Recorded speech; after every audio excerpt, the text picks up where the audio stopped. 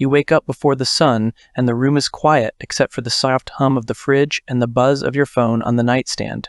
The blankets feel too warm, the floor feels too cold, and right there, in that tiny gap between comfort and effort, you feel the negotiation start. 5 more minutes, 1 more video. I'll pray later. You scroll in the dark, half awake, and you don't even enjoy it. You just disappear into it. And the wild part is this. You call it rest. But it's not rest, it's sedation. It's the enemy wearing your favorite hoodie, speaking in your own voice, offering peace with no power. So let me ask you the question that decides your next year. Are you being restored or are you being domesticated? If you've been calling comfort peace, this is going to hit you in the chest. Because here's what's actually happening in that moment between the alarm and the snooze button, between the conviction and the scroll, between the prayer you meant to pray and the video that took its place. You're not resting, you're training. Every time you choose the soft thing over the hard thing, you're not just making a small decision, you're building a reflex. You're carving a pathway in your soul that says, when pressure shows up, I negotiate. When obedience costs me something, I find an exit. And the scariest part? It feels like nothing. It feels harmless. It feels earned. It feels like you deserve this. A few minutes of ease, a little escape, a break from the weight. But comfort isn't sinful by itself. God designed rest. He commanded Sabbath. He knows you need restoration. The problem is, when comfort stops being rest and starts being refuge, when it stops restoring you and starts replacing God, when you reach for your phone instead of reaching for Him, when you numb the ache instead of bringing it to the altar, when you call sedation peace because you've forgotten what peace actually feels like, comfort becomes lethal when it replaces obedience. And here's the truth you need to hear. Even if it stings, you don't drift into discipline. You drift into weakness, and comfort is the current. It happens slowly, one negotiation at a time. One, I'll do it later, that turns into, I don't do it. One compromise that feels small until you realize it's been months and you still haven't changed. Let me paint the picture for you. The warm bed that feels like safety but slowly becomes a cage. The phone that glows in the dark, promising connection but delivering emptiness. The craving that shows up at the same time every night. You know it's coming, you can feel it building, and you tell yourself not tonight until the moment arrives and you give in anyway. The hard conversation you rehearse in your head for weeks but never actually have, because it's easier to let the tension sit than to face the conflict. The phone dopamine loops, the porn you said you'd quit, the workout you keep skipping, the prayer you keep postponing, the conversation you keep avoiding, the boundary you know you need but refuse to build. The I'll start Monday, that becomes I'll start next month, that becomes maybe next year. It's not dramatic, it's not a cliff, it's erosion. And the question you have to ask yourself, the one that's going to burn if you let it, is this. If comfort feels like peace, why does it leave you anxious and hollow? Why do you scroll for an hour and feel more restless when you're done? Why do you binge the show and wake up feeling defeated? Why do you take the easy road and end the day wondering why nothing in your life is changing? Because comfort isn't giving you rest. It's stealing your spine. So here's where you start. Identify your top 2 comfort negotiations. 1 in the morning, 1 at night. Name them specifically. The snooze button and the scroll, the workout and the couch, the prayer time and the podcast. Whatever it is for you, name it. Then write 1 sentence. I don't negotiate with blank. Fill in the blank. Say it out loud. Mean it. That's your first line of defense. You're not weak because you failed once. You're weak because you've been trained to quit. Let's stop pretending this is about willpower or motivation or one bad day. This is about training. And the brutal truth most men won't face is this. You've been in training your entire life. You just didn't know who was running the program. Every time you hit snooze, you train yourself that comfort is more important than commitment. Every time you open the app you said you'd delete, you train yourself that the craving is stronger than your word.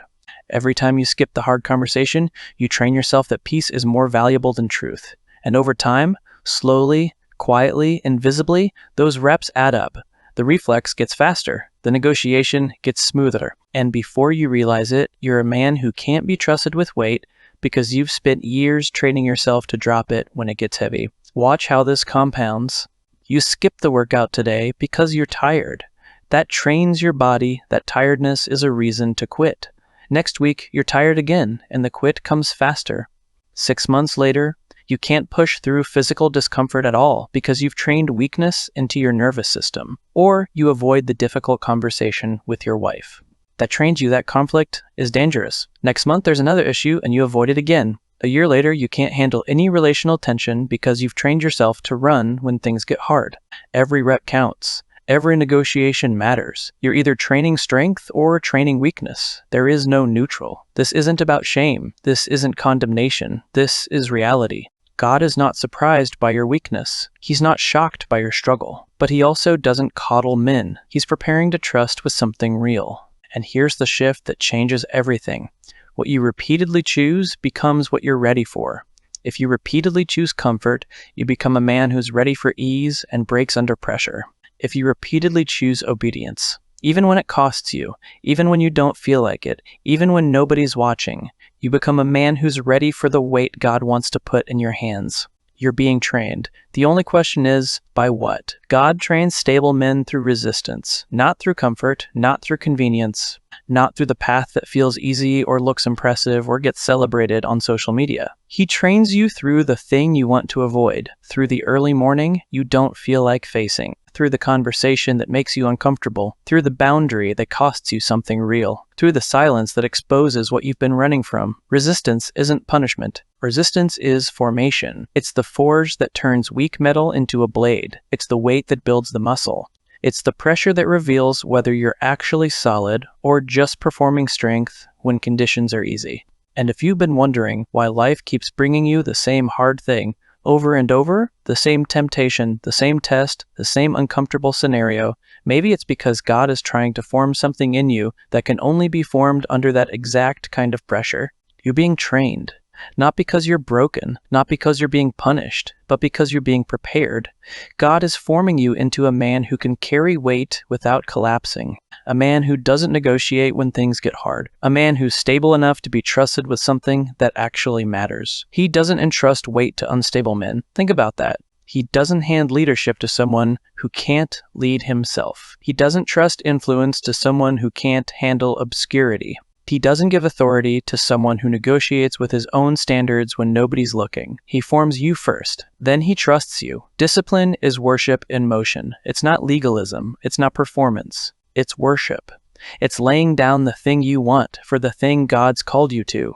It's choosing obedience before understanding. It's saying, I don't feel like it, but I'm doing it anyway because my word matters more than my mood. It's proof that you trust him more than you trust comfort. This isn't about earning God's love. You already have that. This is about becoming a man. He can trust with something that actually matters. A man who doesn't crumble when comfort is removed. A man who doesn't negotiate when pressure shows up. A man who's been trained by resistance instead of sedated by ease. You're being trained. And the question is, are you going to keep letting comfort train you to quit? Or are you going to let God train you to stand? Here's where we are. Comfort isn't rest. It's sedation that trains you to quit. God forms stable men through resistance, and what you repeatedly choose becomes what you're ready for. So let's get specific. Because formation doesn't happen in theory. It happens in the details, in the daily decisions, in the reps you think don't matter, but are actually building the man you're becoming. Here's what that looks like. The hard start. You don't begin your day by negotiating with your phone or your pillow. You put your feet on the floor before your mind has time to start bargaining. First 10 minutes, no phone, water, brief prayer, one hard task. You're not trying to feel ready. You're training readiness. Phone out of the bedroom, not on silent, not face down, out, because the war room matters, and you don't win battles by sleeping next to the enemy. One prioritized task, not 10. One, the thing you'd avoid if you could, the thing that actually moves your life forward. You do that first, before comfort gets a vote, 2 minutes past quitting, when you hit the wall. In the workout, in the work, in the conversation, you don't stop when it burns, you stay 2 minutes longer. You're teaching your body that discomfort doesn't decide. Silence reps. 5 minutes. No music, no podcast, no noise, just you and God. You're training yourself to stop numbing the stillness and start letting him rebuild you in it. Night shutdown. Phone out, plan tomorrow, short reflection. You close the loop, you don't drift into the next day. You enter it with intention. These aren't suggestions. These are the reps that build a man who doesn't collapse when comfort is removed. Now let's break down exactly how this works, starting with the thing you think is harmless. The exact laws that govern how this happens in your daily life. These aren't theories. These are patterns you've been living whether you knew it or not. And once you see them, you can't unsee them. The first one is the most deceptive because it operates in silence. What feels harmless today becomes your default tomorrow. That's the soft bed law. And it's stealing your spine while you sleep. Here's how it works. You hit snooze once, just once. It feels like nothing. You're tired. You deserve the rest. 5 more minutes won't hurt anyone. But what you don't realize is that you just trained yourself. You taught your body that the alarm is a suggestion, not a command. That your word to yourself is negotiable. That comfort gets a vote when obedience calls. Tomorrow morning, the negotiation comes faster. The justification is smoother. And before you know it, snoozing isn't a decision anymore. It's your default. It's what you do. It's who you are. The soft bed doesn't hurt you in one night. It softens you over 1,000 nights until standing up straight feels unnatural. This is the law most men break without knowing it, because it doesn't announce itself. It doesn't show up with a warning label. It just quietly becomes the new normal. You skip the workout today. Tomorrow it's easier to skip again. A month later, the idea of working out feels overwhelming because you've trained your body that discomfort is optional. You scroll before bed instead of praying. It feels small, but you're teaching yourself that stimulation is more satisfying than communion. That distraction is safer than stillness. And 6 months later, you can't sit in silence for 5 minutes without reaching for your phone because that's the reflex you built. The soft bed is any place where ease replaces effort and you don't even notice it happening. It's the couch that steals your discipline, the app that steals your attention, the comfort food that steals your self-control, the excuses that steal your integrity. And here's the part that makes it lethal. It feels like self-care. You tell yourself you're resting, you're recharging, you're being kind to yourself. But rest restores you for what's next. The soft bed leaves you weaker than when you lay down. So here's the shift. You start the day hard. Not someday, not when you feel ready. Today. The hard start ritual is simple. First 10 minutes of the day, feet on the floor before negotiation starts. No phone, water in your system, brief prayer, one hard task. You're not asking your emotions for permission. You're training your body that obedience comes first. This isn't about being extreme. This is about being intentional. Because the man who controls the morning controls the day. And the man who can't control the morning can't be trusted with the weight that comes later. Most men negotiate with mornings. But you choose obedience before comfort. That's the refrain. That's the identity. You're building a man who doesn't wait to feel like it. The first law showed you what sneaks in. This one shows you the choice you're actually making. The path that forms you is almost never the easiest one. That's the narrow gate law. And it separates men who drift from men who decide. Jesus said it plainly. The gate is narrow, the road is hard, and few find it. Not because it's hidden, but because most men won't choose it when the wide gate is right there offering ease. Every single day you face this fork, the convenient path or the chosen path. And most of the time, you don't even realize you're choosing. You pick the fast food because it's easy. You skip the hard conversation because it's uncomfortable. You watch the show because it's frictionless. You stay in bed because getting up costs something. And every time you take the wide gate, you train yourself that formation is optional. That character is negotiable. That the man you're becoming is less important than the comfort you feel right now. But here's the truth that changes everything. Convenience habits shape you into someone who can't handle inconvenience. And life is not convenient. Marriage is not convenient. Fatherhood is not convenient. Leadership is not convenient. Obedience is not convenient. Anything worth doing will cost you comfort at some point. And if you've spent years training yourself to avoid discomfort, you'll collapse when it shows up. The narrow gate doesn't punish you. It forms you. It's choosing to pray when you'd rather scroll. Working out when you'd rather stay warm, telling the truth when a lie would be easier, to have the hard conversation instead of letting tension rot, to eat the thing that fuels you instead of the thing that numbs you. One gate, one rule. That's the drill. Pick one daily restriction that forces intention. Something small enough to be sustainable, but significant enough that it costs you something. Maybe it's no phone for the first hour of the day. Maybe it's no entertainment until your priorities are done. Maybe it's one meal a day where you eat for fuel, not comfort. Maybe it's a fixed bedtime that protects your morning. You're not trying to be perfect.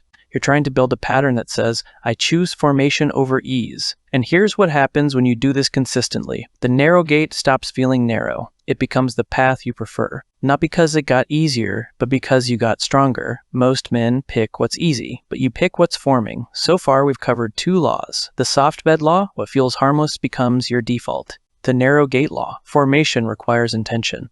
Both are teaching you that ease trains weakness and resistance trains strength. You've learned what steals your spine and what forces intention. Now let's talk about what actually shapes you. Resistance is not punishment, it's formation. That's the Forge law. And once you understand this, Suffering stops feeling like an interruption and starts feeling like an invitation. Most men run when it burns. They hit discomfort and assume something's wrong. The workout gets hard, so they stop. The work gets boring, so they quit. The relationship gets tense, so they withdraw. The obedience costs something, so they negotiate. But here's what you need to see. The burn is not the problem. The burn is the point. The forge doesn't apologize for the heat. The heat is what turns weak metal into a blade. The pressure is what removes the impurities. The fire is what makes you useful. Boredom is not an emergency. It's a test of whether you can stay faithful when the dopamine runs out. Discomfort is not a sign you're doing it wrong. It's a sign you're doing something your body isn't used to yet. Pressure is not punishment, it's preparation. God is not trying to break you, He's trying to form you, and formation requires resistance. You want to know why you keep facing the same hard thing over and over? Because you haven't let it form you yet. You keep running from the heat instead of staying in it long enough to be shaped. The same temptation, the same weakness, the same pattern. It's not random, it's the exact pressure that will forge the exact strength you don't have yet. So here's the drill. 2 minutes past quitting. When you hit the wall, when your body says stop, when your mind says quit, when the discomfort feels unbearable, you stay 2 more minutes. In the workout, in the work, in the silence, in the conversation. You don't stop when it burns. You stop when the task is done. You're teaching yourself that discomfort doesn't decide, that feelings don't lead, that you're capable of more than your emotions want you to believe. This is how you build capacity, not by avoiding hard things, but by extending your tolerance for them, 2 minutes at a time. And here's what's wild, after a month of this, what used to break you becomes your baseline. The thing that felt impossible becomes the warm-up. Because you trained your nervous system that resistance is normal, not an emergency, now let's get specific about how to train this in daily life. The boredom sprint. Pick one boring, necessary task you've been avoiding. Something tedious. Something that offers no dopamine. Filing, organizing, admin work, cleaning. Sit down and do it for 20 minutes with no music, no podcast, no distractions. Just you and the boredom. You're training your brain that stimulation is not required for obedience. The temptation timer. When the craving hits, whatever your craving is, set a timer for 10 minutes. Don't give in, don't negotiate, just wait. Let the discomfort sit there. Most cravings peak and fade within 10 minutes if you don't feed them. You're learning that the feeling doesn't control you. The replacement plan. When you remove a comfort, replace it with a discipline. You're not just quitting the bad habit, you're installing a new one. Delete the app and add a morning walk. Cut the show and add a book. Remove the junk food and add a meal you actually plan. You're rewiring the pathway. The Forge rep, one intentional act of resistance per day. Doesn't have to be huge. Cold shower, extra set, hard conversation. One decision that costs you comfort and trains you to stay when it burns. Most men run when it burns, but you stay and get shaped. 3 laws down, 3 to go, and the next one will save you from the fights you keep losing. These next 3 will teach you how to fight back with strategy instead of willpower. You don't win temptations in the moment. You win them in the setup. That's the war room law. And it's the difference between men who fight barehanded and men who fight with strategy. Most men wait until the craving hits, until the temptation is staring them in the face, until they're alone, tired, triggered, and trying to white-knuckle their way through it with sheer willpower. And they lose every time. Not because they're weak, but because they're fighting the wrong battle at the wrong time. You don't defeat an enemy by meeting him on his terms. You defeat him by controlling the terrain before he ever shows up. The war room is not about the moment of temptation. It's about the environment you build before that moment arrives. Think about it like this. You wouldn't go into battle without a plan. You wouldn't walk into enemy territory without weapons, without intel, without backup. You'd scout the terrain, you'd fortify your position, you'd cut off supply lines. You'd set up defenses. That's what the war room does for your daily life. It removes access, it reduces friction, it builds boundaries that make obedience easier and compromise harder. Phone out of the bedroom. It's not just on silent, not face down on the nightstand. Out, in another room, on a charger you have to walk to. Because the battle for your morning starts the night before, and you don't win it by sleeping next to the weapon you're trying to avoid. Filters on your devices. Not because you're a child, because you're a man who knows his weak points and refuses to leave the door unlocked. You're not trusting your discipline in the heat of the moment. You're building barriers in the calm, a fixed bedtime routine. Not someday. Tonight. Because the reason you fail in the morning is usually because you sabotaged yourself the night before. Late nights lead to weak mornings. Weak mornings lead to negotiated days. You're not just protecting your sleep. You're protecting tomorrow's obedience. Accountability that actually costs you something, not the fake kind where you check in once a month and lie about how you're doing. Just actors. Real accountability. A text every morning to one person. A call once a week where you tell the truth. Someone who will ask the hard questions and won't let you dodge. Remove the trigger before the craving builds. If you always stumble at the same time, in the same place, doing the same thing, change one variable. If evenings alone are your danger zone, build structure into your evenings. If scrolling leads to spiraling, delete the apps during your danger hours. If certain places lead to certain choices, avoid those places. This isn't avoidance. This is war strategy. You're not running from the enemy. You're refusing to fight on his terms. You're choosing the ground. You're setting the conditions. You're winning before the battle even starts. And here's what most men miss. The war room isn't one-time setup. It's constant maintenance. You build the boundary. It works for 2 weeks. Then life shifts. A new trigger shows up, a weak spot you didn't see before. And if you're not adjusting, you're losing ground. So you audit. Once a week, 10 minutes. You ask yourself, what triggered me this week? What boundary failed? What needs to be tighter? What access do I still have that I shouldn't? And you adjust. You don't wait until you fail. Tighten before the pressure shows up. Most men fight barehanded, but you fight with strategy. 4 laws so far. You're not fighting in the moment anymore. You're setting up the environment to win before temptation even shows up. You've built strategy. Now let's talk about what it costs. Discipline is worship when it costs you something real. That's the altar law. And this is where most men's commitment gets exposed as performance, because it's easy to say you're serious. It's easy to talk about discipline when it's theoretical. It's easy to build the plan, write the goals, make the declarations, but the altar doesn't care about your words. The altar asks, what are you actually willing to lay down? In the Old Testament, the altar wasn't symbolic. It was a place where something real died, where something valuable was burned, where convenience was surrendered and comfort was sacrificed. And the offering only counted if it cost something. God doesn't want your leftovers. He doesn't want the thing you were going to give up anyway. He doesn't want the sacrifice that doesn't actually hurt. He wants the thing you're holding on to, the thing you've been protecting, the thing you keep justifying because it's not that bad, or everyone else does it, or I deserve this. That's the offering. That's the altar. For most men, it's time. You say you don't have time to pray, but you have 2 hours a night for entertainment. You say you can't wake up early, but you stay up late doing nothing that matters. The altar asks, will you lay down the screen time? Will you sacrifice the binge? Will you offer the scroll? For some men, it's pride. You won't ask for help. You won't admit you're struggling. You won't tell anyone the truth because you're terrified of looking weak. The altar asks, will you lay down the image? Will you sacrifice the secret? Will you offer the honesty? For other men, it's comfort itself, the easy road, the soft life, the path where nothing costs you anything. You want the results without the resistance, the character without the crucible, the strength without the sacrifice. The altar asks, will you lay down the ease? Will you sacrifice the convenience? Will you offer the comfort? And here's the part that separates men who talk from men who walk. The altar is daily. It's not one big moment. It's 1,000 small deaths. It's choosing obedience over ease every single morning.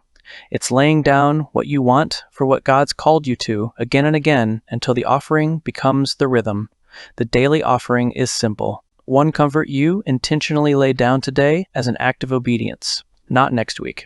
Today. Maybe it's the snooze button. Maybe it's the dessert. Maybe it's the show you were going to watch. Maybe it's the argument you were going to win. Maybe it's the comfort of being right when being silent would be wiser. One thing, laid down, on purpose. Not because it's evil, but because you're choosing to prove that comfort doesn't control you. And you do it again tomorrow, and the day after. Not because you're earning God's love, but because you're training yourself that obedience matters more than ease. Here's what happens when you build this pattern. You stop being a man who serves God when it's convenient and start being a man who serves God regardless. The comfort fast is another layer. Pick one comfort you rely on and remove it for a set window, not forever, just long enough to expose the dependency. A week without entertainment, 3 days without caffeine, a month without your favorite escape. You're not punishing yourself. You're discovering what you've been using to numb the thing God wants to heal. The obedience anchor is the non-negotiable. One daily act that happens no matter how you feel. Hey, prayer before phone. Workout before work. Truth before comfort. It's the thing that reminds you every single day that you're a man under authority. The Service Act takes it external.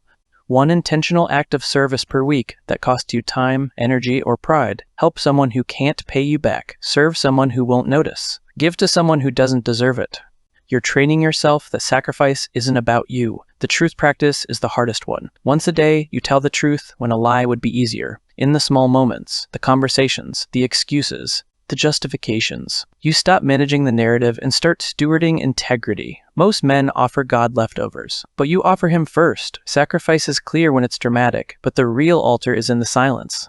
Loneliness and silence can either break you or build you. That's the wilderness law. And it's the one most men avoid at all costs. Because silence is terrifying. It exposes what's actually inside you. It removes the noise you use to distract yourself from the chaos you've been avoiding. In the wilderness, there's no scroll to numb you, no show to distract you, no conversation to fill the space. It's just you and God and whatever you've been running from. And most men can't handle 5 minutes of it. They reach for the phone, they turn on the podcast, they find the noise, anything to avoid the stillness. Because stillness reveals things, uncomfortable things, true things, things you'd rather not face. But here's what the wilderness does. It rebuilds you. It strips away the false securities, the comforts you thought were holding you together, the distractions you thought were keeping you sane.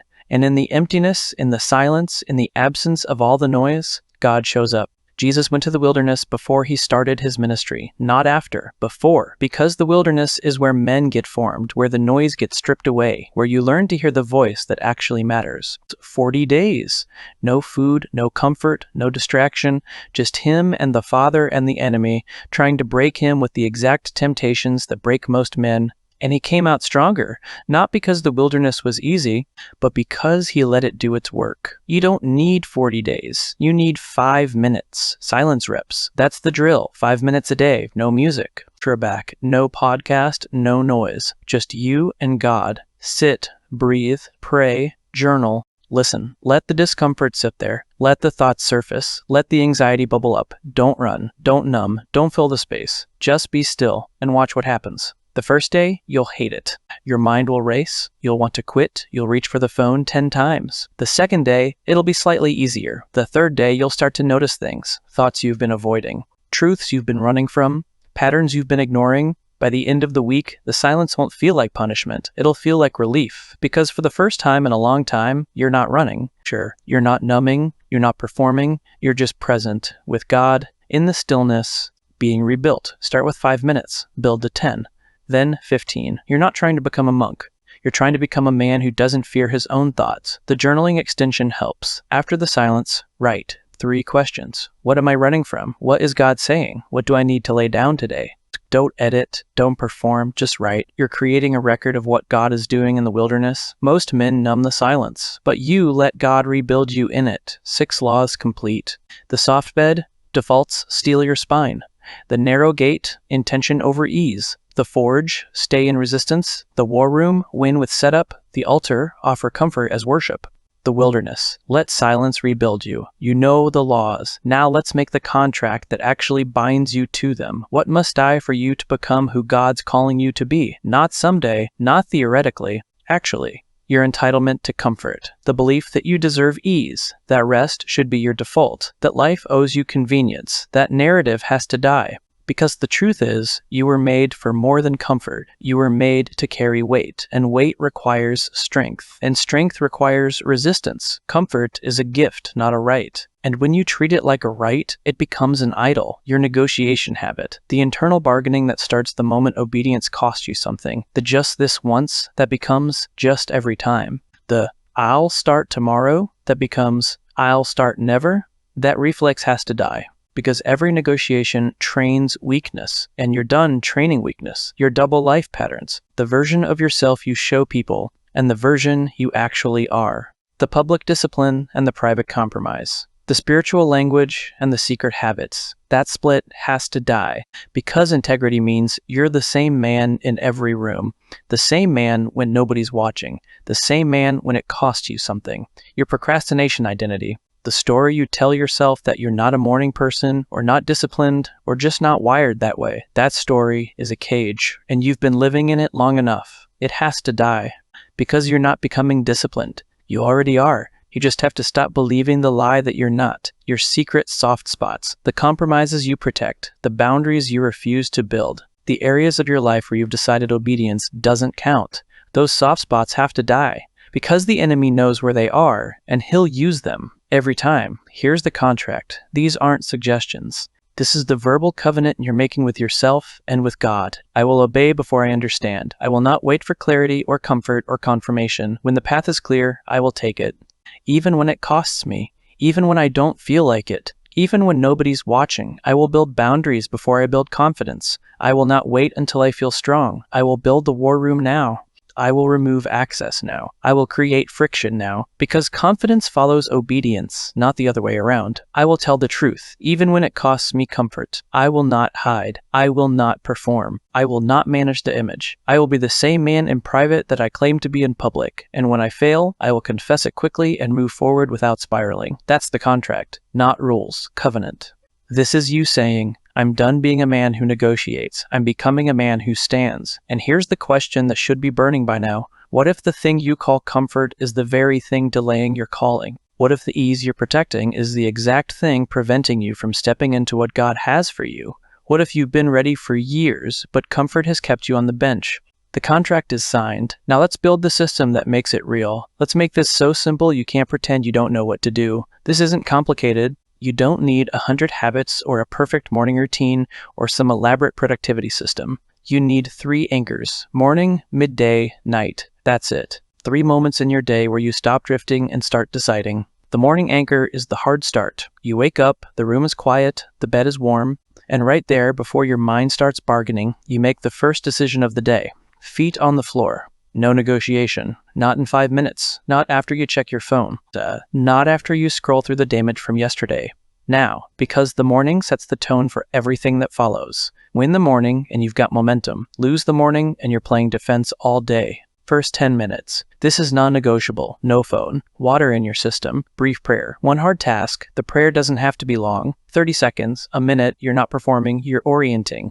You're saying, God, I'm yours before I'm anyone else's. This day is yours before it's mine. Lead me. The hard task is the thing you'd avoid if you could. The workout. The work project. The email you've been putting off. The conversation you need to have. You do it first. Before comfort gets a vote. Before the day starts demanding things from you. You take the ground. And here's what happens when you do this consistently. Your nervous system learns that mornings aren't negotiable. The alarm goes off, and your body responds. Not because you feel like it, because that's what you do. You're training readiness. The midday anchor is the reset. Somewhere between the morning push and the evening collapse, you stop. Not because you're tired, because you're intentional. This is where most men lose the day. The morning was strong, but by noon, the discipline fades. The distractions pile up. The old patterns creep back in, and by evening, you're wondering why you feel so scattered. The reset interrupts that drift. 10 minutes. That's all you need. Step away from the screen. Step outside if you can. Walk, breathe, move your body, then a short check-in. Not with your phone, with yourself, with God. How's the day going? Where did I drift? What's pulling at me? What do I need to lay down before the evening? You're not solving everything. You're just resetting. You're reminding yourself who you are and what you're doing here. A brief scripture paraphrase helps. Not a whole chapter. One verse. One truth. Something you can carry into the second half of the day. I can do all things through Christ who strengthens me. The Lord is my shepherd. I lack nothing. Be strong and courageous. Do not be afraid. You're not trying to be deep. You're trying to stay anchored. And then you go back in. Not scattered, not reactive. Anchored. The night anchor is the shutdown. This is the one most men skip. And it's the reason their mornings are weak. You can't win tomorrow if you sabotage it tonight. The shutdown is simple. Phone out of the room. Not on silent. Not face down. Out. In another room. Charging somewhere you have to walk to in the morning. Plan tomorrow. 5 minutes. Not your whole week. Just tomorrow. What's the one hard task? What's the priority? What's the non-negotiable? You're not creating a perfect schedule. You're creating clarity. So when you wake up, you don't have to figure out what to do. You already know. Short reflection. 2 questions. What went well today? What do I need to confess or adjust? You're closing the loop. You're not carrying the failure into tomorrow. You're not drifting into the next day with unfinished business, and then you rest.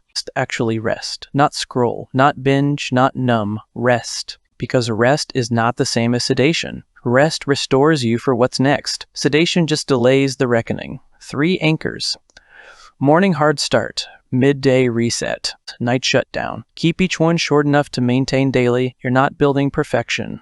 You're building consistency. And consistency builds the man. Framework gives you the why, the protocol gives you the how.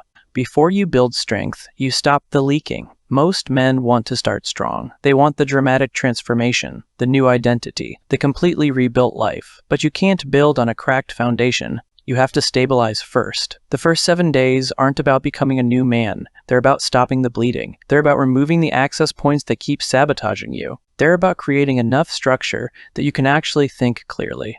This is triage, not transformation. Triage, repentance is not groveling. It's turning. It's changing direction. It's saying, I was going that way, and now I'm going this way.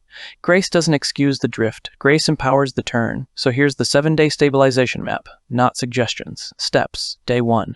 Phone out of the bedroom. Tonight. Not next week. Tonight. Find a place for it to charge outside your room. Set an alarm clock if you need to, but the phone does not sleep next to you anymore. This one change will shift your mornings and your nights. You'll sleep better, you'll wake up clearer, and you'll stop starting and ending your day with a dopamine spiral. Day 2. Block the top trigger. Whatever pulls you under most consistently. The app, the site, the content, the habit. Block it, filter it, delete it, add friction. You're not trusting your discipline in the moment. You're removing the access before the moment arrives. Day 3. Set a fixed bedtime routine, not a flexible one. Fixed. Same time every night. 30 minutes before bed. No screens, no stimulation, no noise. Just wind down, read, pray, journal, stretch, reflect. Let your nervous system learn that the day is over and rest is coming. Day 4. 1 hour entertainment boundary. Pick 1 hour in your day where entertainment is completely off limits. No shows, no games, no scrolling, no YouTube. You're not banning entertainment forever. You're proving to yourself that you can exist without it, that you're not dependent on stimulation to function. Day 5. Accountability text to one person every morning, 1 sentence. Today, I'm committing to blank, whatever the non-negotiable is for that day. And if you fail, you text them that too. No hiding, no performing, just truth. You're building the muscle of honesty, and you're inviting someone into the fight with you. Day 6, silence reps and journaling. 5 minutes of silence. No music, no podcast. Just you and God. Then write 3 questions. What am I running from? What is God saying? What do I need to lay down today? You're learning to stop numbing and start listening. Day 7, review and recommit. 10 minutes. What worked? What didn't? What boundary needs tightening? What access do I still have that I shouldn't? Then recommit. Not to perfection, to the process. Here's the one rule that holds the whole thing together. If I fail, I reset immediately. No spiral, you will fail. That's not the question. The question is, what do you do in the 10 minutes after you fail? Most men spiral. They fail once, and they use it as permission to fail 10 more times. I already messed up, so I might as well keep going. That's the enemy's playbook. And you're done running it. New playbook, you fail. You confess it. You reset immediately. No drama, no shame spiral, no waiting until Monday. Right now, this moment. You turn around and you start again. That's repentance. That's grace in motion. That's what separates men who drift from men who stand. Consistency is not a personality trait. It's a system you protect. The 7 days stabilized the environment. Now we're building the man who doesn't need the crisis to obey. 30 days is where consistency gets wired in, where the system becomes the default, where discipline stops feeling like a battle and starts feeling like who you are. This is not about motivation. Motivation fades. This is about maintenance, about protecting the system, about doing the thing whether you feel like it or not. Faithfulness in hidden places. That's the spiritual layer. The obedience that happens when nobody's watching, when nobody's clapping, when there's no audience and no reward except that God sees and you kept your word. Integrity is who you are when it costs you something and nobody knows but you. The 30-day frame has 4 components.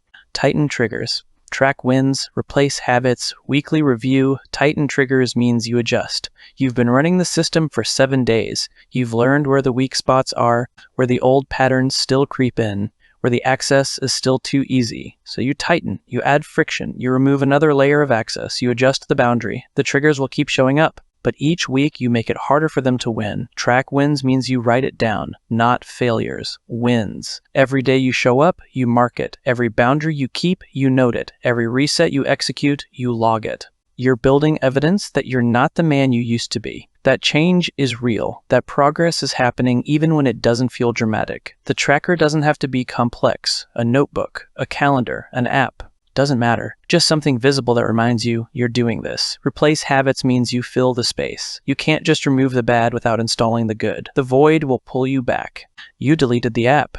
What are you doing in that time now? You cut the show. What are you doing in that window? You removed the comfort. What discipline are you adding? One replacement habit, not 10. One, install it. Protect it. Let it take root before you add the next one.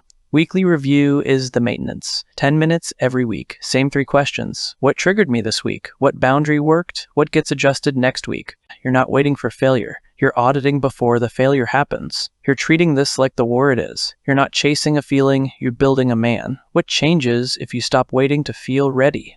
God doesn't hand stable assignments to unstable men. He forms you first. 30 days built the consistency. 90 days solidifies the identity. This is the long game.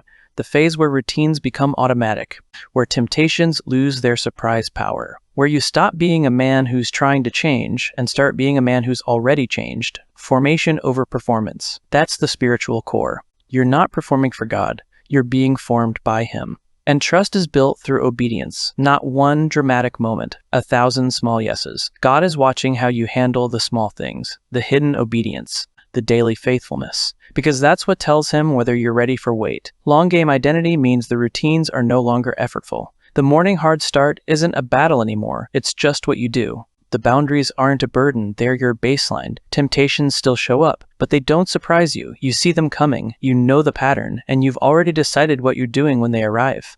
You're not reactive anymore, you're responsive. There's a difference. The 90-day frame has 2 focuses, the keystone habit and the relapse plan.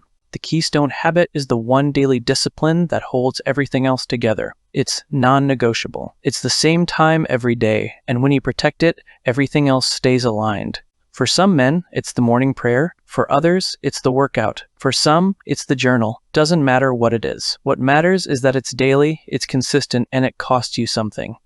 Pick one. Commit to 90 days. Same time, every day, no exceptions. You're building proof that you're a man who keeps his word even when nobody's checking. The relapse plan is the safety net. Not if you slip, when you slip, because you will. And the question is, do you have a plan for the 10 minutes after? Write it down now. What do I do within 10 minutes of a slip? Call this person, text this accountability partner, pray this prayer. Do this physical reset. Execute this boundary. You're not hoping you'll figure it out in the moment. You're deciding now, while you're clear, what you'll do then when you're not. The relapse plan isn't permission to fail. It's proof that you're serious about getting back up. Most men don't plan for failure, so when it happens, they spiral. You plan for it, so when it happens, you reset.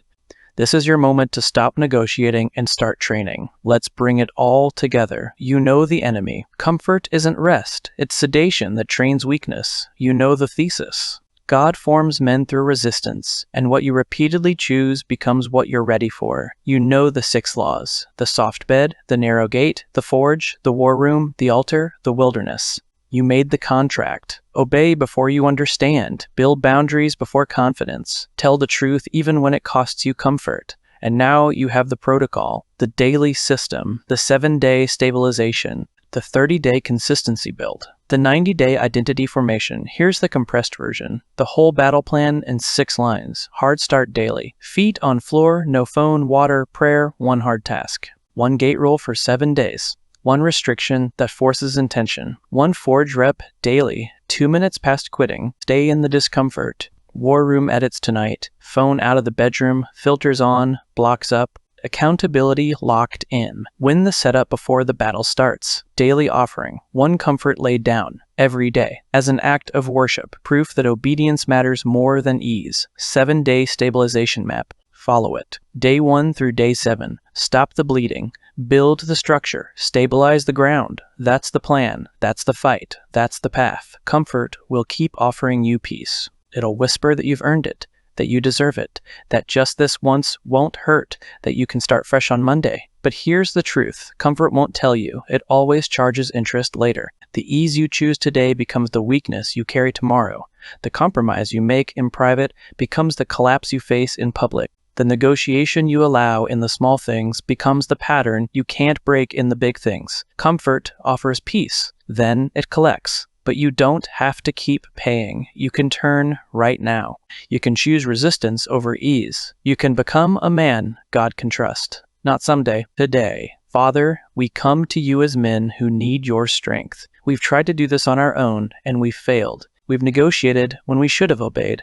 We've chosen comfort when you called us to resistance. Forgive us, rebuild us, form us into men who can carry the weight you have for us. Give us the courage to lay down what we've been holding on to. Give us the strength to stand when it costs us something. We trust you. Lead us. Amen. Go become a man God can trust. Comment, discipline, and start the 7-day protocol tonight.